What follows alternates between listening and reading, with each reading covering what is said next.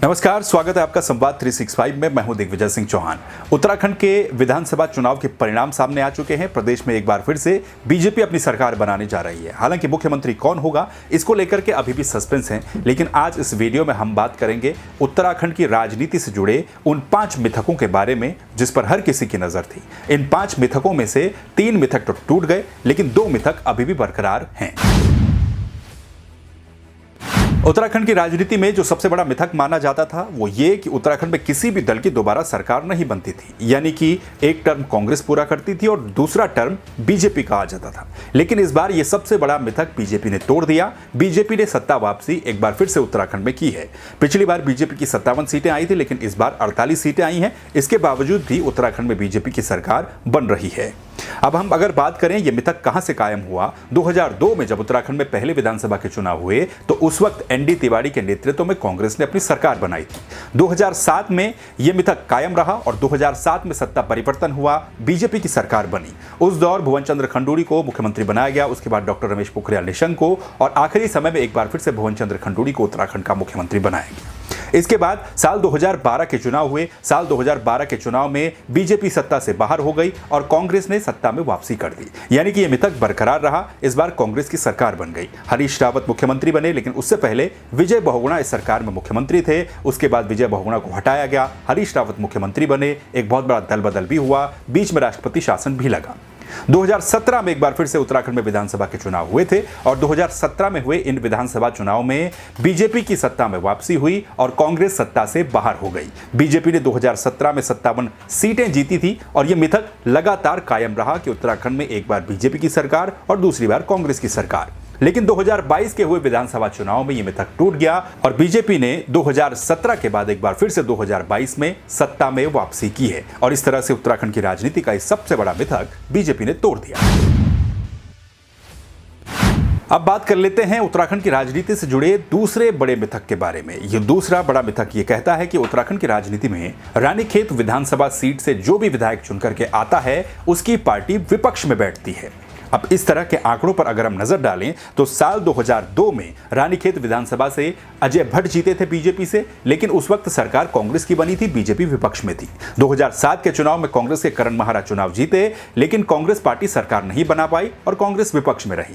2012 के चुनाव में अजय भट्ट एक बार फिर से यहां से चुनाव जीते रानीखेत विधानसभा से, लेकिन बीजेपी सत्ता से बाहर रही और बीजेपी विपक्ष में बैठी रही।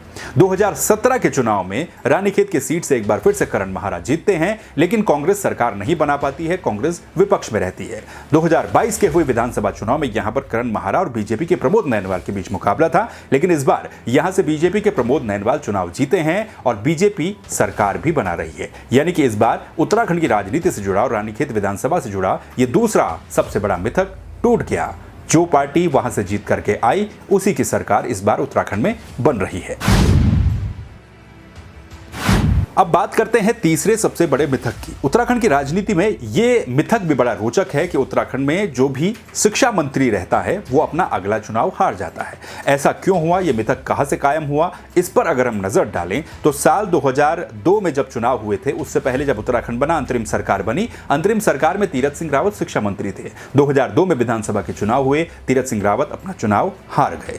इसके बाद 2002 में नरेंद्र भंडारी कांग्रेस की सरकार में शिक्षा मंत्री थे, लेकिन 2007 में जब विधानसभा के चुनाव हुए तो वो भी अपनी सीट हार गए, अपना चुनाव हार गए। 2007 में बीजेपी की सरकार बनी, इस सरकार में खजान दास शिक्षा मंत्री रहे, आखिरी समय पर मातबर सिंह खंडारी भी शिक्षा मंत्री रहे, लेकिन 2012 के विधानसभा चुनाव में ये दोनों ही अपनी सीट हार गए। 2012 में कांग्रेस की सरकार बनी, कांग्रेस की सरकार में पीडीएफ कोटे से जो मंत्री बने, मंत्री प्रसाद नैथानी, वो शिक्षा मंत्री बने, लेकिन 2017 के चुनाव में मंत्री प्रसाद नैथानी को भी अपनी सीट गंवानी पड़ी, वो भी अपना चुनाव हार गए। 2017 में बीजेपी चुनाव जीत करके आई, अरविंद पांडे शिक्षा मंत्री बने, उनको लेकर के तमाम तरह के कयास थे, लेकिन 2022 के इन विधानसभा चुनाव के परिणाम में अरविंद पांडे ने अपनी जीत दर्ज की और इस तरीके से शिक्षा मंत्री के चुनाव हार जाने वाला मिथक भी इस बार के चुनाव में उत्तराखंड में टूट गया। अब अब बात कर लेते हैं उन दो मिथकों की जो अभी भी उत्तराखंड की राजनीति में बरकरार हैं। इसमें सबसे बड़ा मिथक है गंगोत्री सीट को लेकर। कहा जाता है कि उत्तराखंड में गंगोत्री सीट से जिस पार्टी का विधायक चुन करके आता है तो प्रदेश में सरकार भी उसी पार्टी की बनती है। इसके पुराने आंकड़ों पर हम अगर नजर डालें, 2002 में जब प्रदेश में कांग्रेस की सरकार बनी थी, एनडी तिवारी मुख्यमंत्री बने थे, तो गंगोत्री की सीट से कांग्रेस के विजयपाल सजवाण विजयी हुए थे। 2007 में उत्तराखंड में बीजेपी की सरकार बनी तो गंगोत्री सीट पर 2007 में बीजेपी के गोपाल सिंह रावत चुनाव जीते।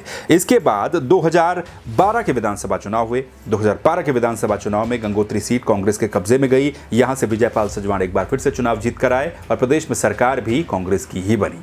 2017 में फिर से विधानसभा चुनाव हुए। 2017 में गंगोत्री सीट से गोपाल रावत एक बार फिर से चुनाव जीत करके आए और प्रदेश में सरकार भी बीजेपी की ही बनी।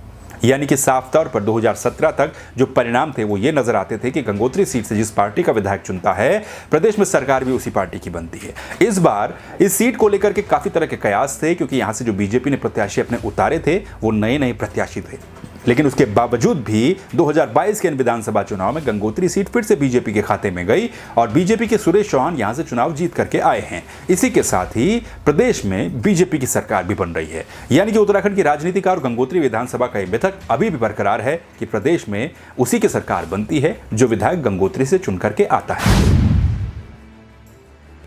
आखिरी मिथक की बात करें, जो मिथक अभी भी बरकरार है, लेकिन यह मिथक उत्तराखंड के मुख्यमंत्रियों के लिए शुभ नहीं माना जाता है, क्योंकि इस तरीके का मिथक लगातार चलता आ रहा है कि उत्तराखंड में जो भी मुख्यमंत्री रहता है अपना अगला चुनाव वो मुख्यमंत्री हार जाता है। 2007 की सरकार में भुवन चंद्र खंडूड़ी मुख्यमंत्री थे, लेकिन 2012 में जब विधानसभा के चुनाव हुए, भुवन चंद्र खंडूड़ी कोटद्वार विधानसभा सीट से चुनाव हार गए थे।